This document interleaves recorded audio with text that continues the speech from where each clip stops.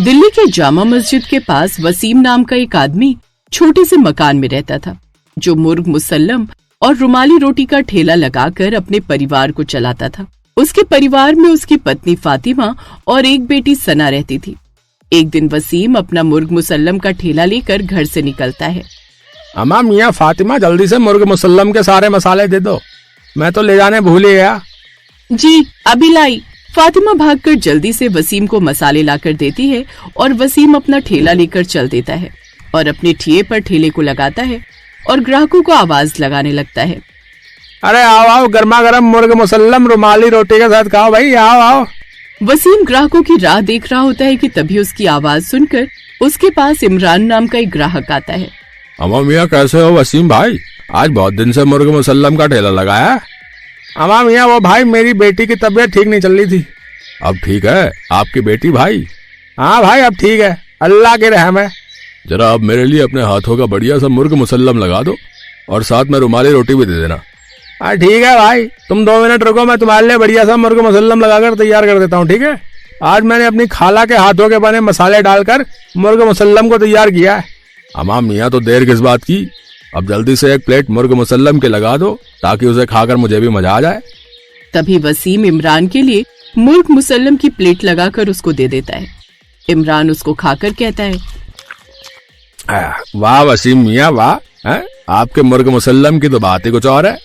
इमरान वसीम को पैसे देकर वहाँ से रवाना हो जाता है।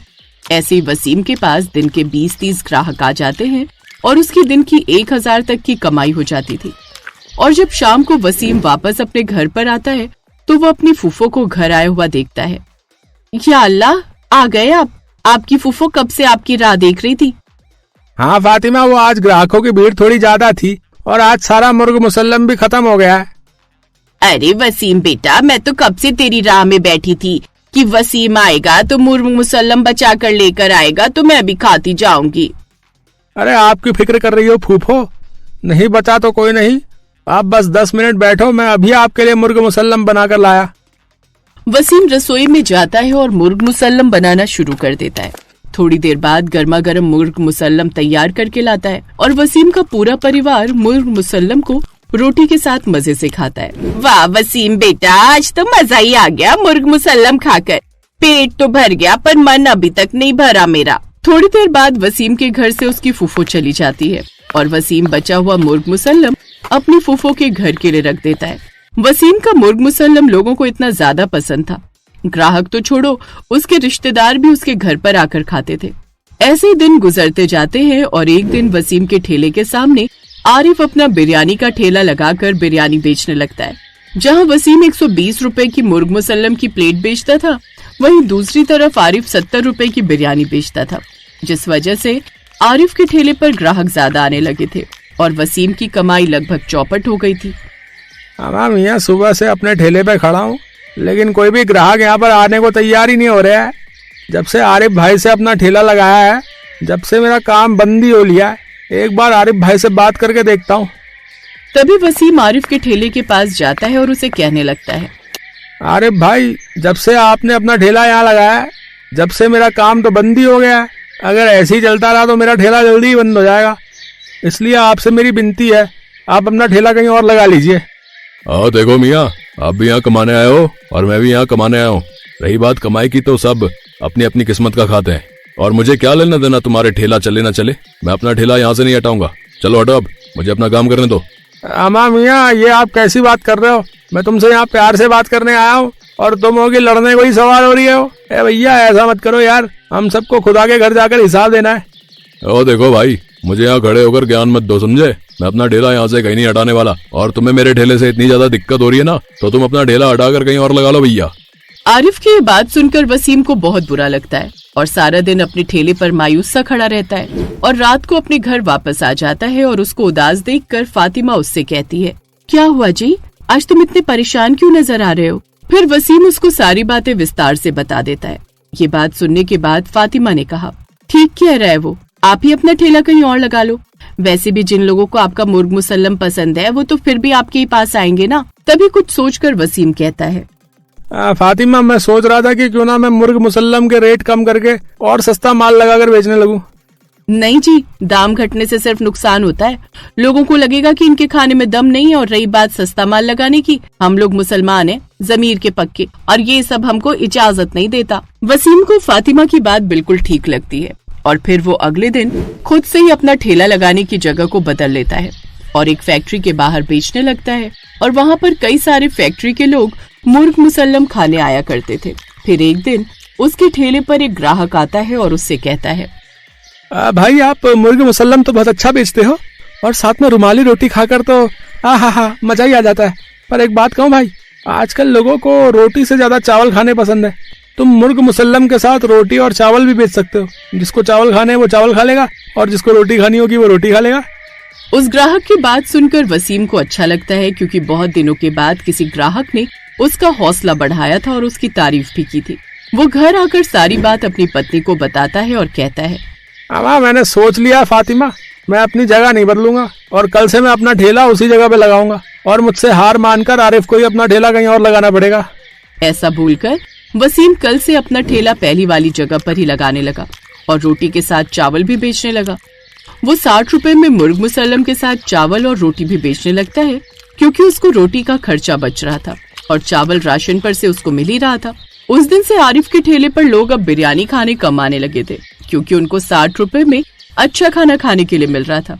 वहीं आरिफ की थाली बिरयानी 70 रुपए की आती थी। और शाम को आरिफ अपने घर पर आता है, सारी बात अपनी पत्नी को बताता है।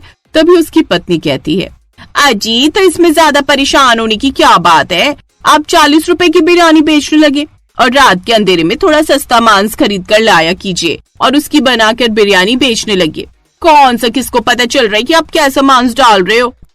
वैसे तो तुम ठीक कह रही हो आलिया, और ऐसे तो लोग 40 रुपए में बिरयानी का नाम सुनकर हमारे ठेले की तरफ दौड़े चले आएंगे। फिर देर किस बात की जी, आप कल से ही 40 रुपए में बिरयानी बेचनी शुरू कर दीजिए। अगले दिन से आरिफ ऐसे ही करने लगता है और रात को खराब मांस खरीद कर लाता है, उसकी बिरयानी बनाकर बेचने लगता है और ग्राहकों को उस बिरयानी के खाने से तबीयत खराब हो जाती है। जो भी ग्राहक इस बारे में जाकर उससे बहस करता, उसको आरिफ डांट कर अपने ठेले पर से भगा देता था। अब धीरे धीरे आरिफ के ठेले पर ग्राहक आने कम हो जाते हैं और बाद में उसका काम बंद हो जाता है। तभी उसके पास वसीम आकर बोलता है, आरिफ मियाँ, लगता है अब हमारी आपस की जंग बहुत हो गई है। आपने भी ग्राहकों की सेहत के साथ बहुत खिलवाड़ कर लिया। आप जिस मांस वाले से रात को खराब और सस्ता मांस लेकर आते हो ना, उसने मुझे सब कुछ बता दिया है और उसकी तुम लोग बिरयानी बनाकर बेचते हो। लेकिन मैं चाहता तो ये तुम्हारे ग्राहकों को बता देता, पर मैंने ऐसा नहीं किया। अरे तुम मुझे ये बात बोलकर डरा रहे हो क्या है, ताकि मैं अपना ठेला यहाँ से हटा लूँ? मियाँ नहीं भाई, अगर मुझे ऐसा करना होता तो मैं कब का कर चुका होता और ग्राहकों से तुम्हें पिटवा भी सकता था और खुद भी खाओ कमाओ और कभी भी खराब माल का इस्तेमाल ना करें, वरना तुम्हें बिरयानी में खराब मांस डालकर बेचने के कारण जो है ना, जेल भी हो सकती, समझ गए। वसीम की ये बात सुनकर आरिफ को अपनी गलती का एहसास होता है और वसीम से वो अपनी गलती की माफी मांगता है और खुद से ही आरिफ अपना ठेला कहीं और लगा लेता है और पूरी मेहनत और ईमानदारी से बिरयानी बेचने लगता है, जिससे दोनों के काम अच्छे चलने लगते हैं। वसीम और आरिफ के बीच में भाईचारा भी अच्छा हो जाता है और दोनों अपने परिवार के साथ खुशी खुशी रहने लगते हैं।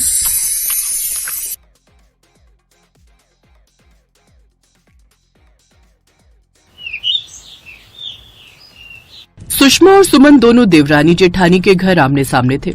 जेठानी सुषमा के घर वेज खाना बनता था और देवरानी सुमन के घर नॉनवेज बनता था। जब भी सुमन के घर नॉनवेज बनता तो उसकी महक सुषमा के घर तक जरूर पहुंचती थी, जैसे आज पहुंच रही थी। दीपक, सुमन चाची आज खाने में क्या बना रही हैं? बहुत खुशबू आ रही है। रिंकू भैया, वो मम्मी आज चिकन बिरयानी बना रही हैं। आज हम सबका चिकन बिरयानी खाने का मन था, इसलिए। चिकन बिरयानी का नाम सुनकर रिंकू के मुंह में पानी आ जाता है। तभी सुमन आंगन में आ जाती है। चाची जी, आपने चिकन बिरयानी बनाई है? हाँ, बस बना कर ही आई हूँ, खाओगे? पर मम्मी ने तो राजमा चावल बनाए हैं। छोड़ो ना, राजमा चावल तो हम रोज ही खाते रहते हैं। हाँ चाची, मैं बस अभी हाथ मुंह धोकर आता हूँ।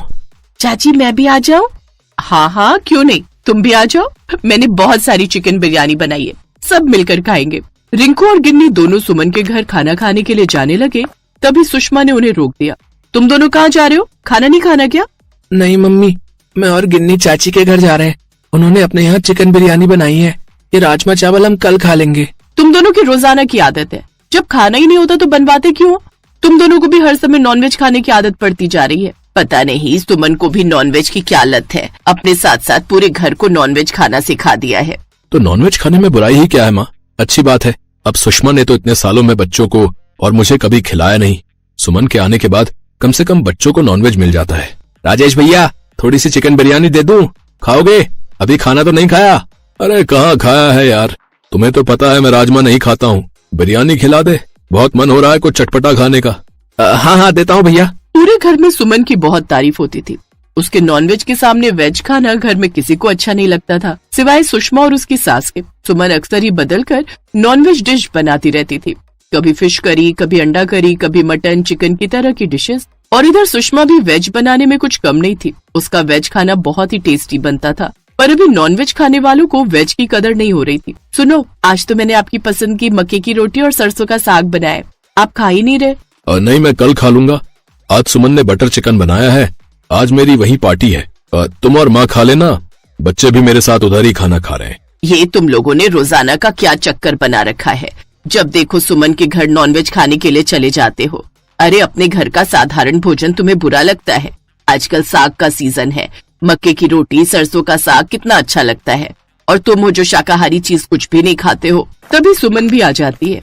अरे माँ जी भाभी, आप भी उधर ही आ जाओ ना, कुछ वेज बना लेंगे, इकट्ठे खाना खा लेंगे। नहीं नहीं, मैं बिल्कुल उधर नहीं खाना खा सकती, मुझे तो वैसे भी मांसाहारी भोजन से घृणा है, मैं नहीं खाऊंगी उधर खाना। सुमन तुम तो जानती हो मैं और माँ जी उन बर्तनों में बिल्कुल भी खाना नहीं खाते जिनमें नॉनवेज बनता है। कोई बात नहीं, तुम लोग खा लो, इधर मक्के की रोटी सरसों का साग बना हुआ है, मैं और माँ जी वही खा रहे हैं, तुम खाओगी क्या? सुषमा की बात सुनकर सुमन जोर से हंस पड़ती है, साथ में नरेश भी हंसने लगता है। भाभी, नॉनवेज के सामने वेज कुछ भी नहीं है, ये लोग नॉनवेज के अलावा कुछ नहीं खाते। जब नॉनवेज सामने रखा हो तो बिल्कुल भी वेज को मुंह नहीं लगाएंगे, मैं इन सबको अच्छे से जानती हूँ। ये मेरे हाथ का बना हुआ बटर चिकन बहुत शौक से खाते हैं। भाभी, अब आप भी वेज बनाना छोड़ दो, नॉनवेज खाना शुरू कर दो। उस दिन पहली बार सुषमा को बहुत बुरा लगा, उसका दिल बहुत दुखा। अब उसने खाना बनाना बहुत कम कर दिया। उसे पता था कि अगर वो शाकाहारी खाना बनाएगी तो कोई नहीं खाएगा, सब मांसाहारी खाना ही खाएंगे। वो बस अपनी सास और अपने लिए वेज खाना बनाती थी। सुषमा ने सुबह का नाश्ता बनाना भी बंद कर दिया। मम्मी, आज आपने नाश्ता नहीं बनाया? नहीं, अब मैं कोई नाश्ता नहीं बनाया करूंगी। तुम्हें तो नॉनवेज पसंद है ना, जाओ चाची के घर जाओ और वही नाश्ता करना। क्या बात है, आज कुछ खाने का नहीं? तुम लोग घर पर खाते ही कब हो जो सुषमा बनाए? तुम्हें तो सारा दिन सुमन के घर जाना होता है ना, तो अब वहीं चले जाओ, उसने कुछ बनाया होगा। मम्मी, बहुत भूख लगी है, कुछ बना दो। आज मैं कुछ नहीं बनाऊंगी, और आज तो क्या, मैं अब कभी भी आप सबके लिए कुछ नहीं बनाऊंगी। अगर खुद बनाकर खा सकते हो तो खा लो। सुषमा अब अपनी सास और अपने लिए ही खाना बनाने लगी। उसने राजेश और बच्चों के लिए खाना बनाना बिल्कुल बंद कर दिया। अब राजेश और बच्चे बहुत परेशान हो गए। वो सुमन के घर भी बार बार जाकर कुछ खा नहीं सकते थे, वो तो सिर्फ नॉनवेज खाने के लिए बुलाती थी।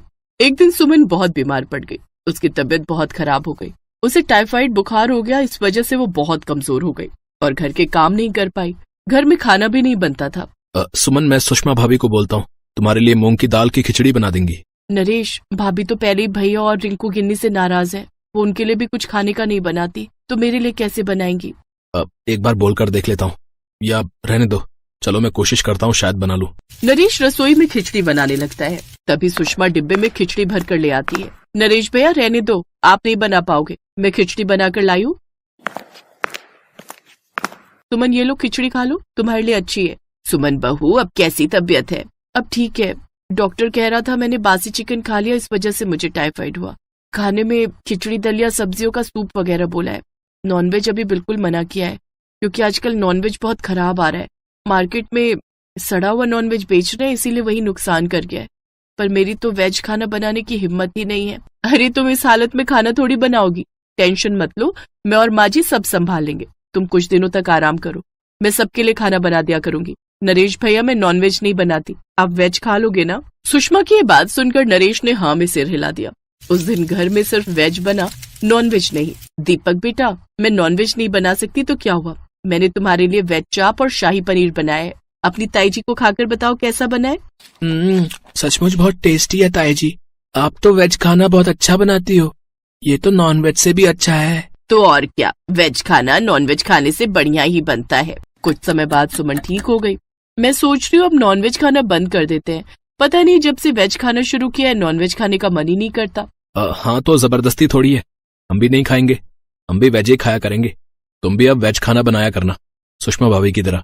उस दिन के बाद सुमन के घर में नॉनवेज बनना बंद हो गया। अब वो भी सुषमा की तरह वेज खाना बनाती थी। माँ जी, भाभी, आज तो आप मेरे घर में खाना खा सकते हो ना? अब मेरे घर में नॉनवेज नहीं बनता। हाँ हाँ, अब तो मैं जरूर खाऊंगी अपनी छोटी बहू के हाथ का खाना। मैं भी अपनी देवरानी के हाथ का खाना जरूर खाऊंगी। मुझे खुशी है कि तुमने नॉनवेज खाना छोड़ दिया। अब दोनों तरफ जो भी बनेगा हम एक दूसरे को खाने के लिए जरूर देंगे। सुमन को भी बहुत अच्छा महसूस हो रहा था। उसे लगता था कि वो नॉनवेज के बिना रह ही नहीं सकती, पर ऐसा कुछ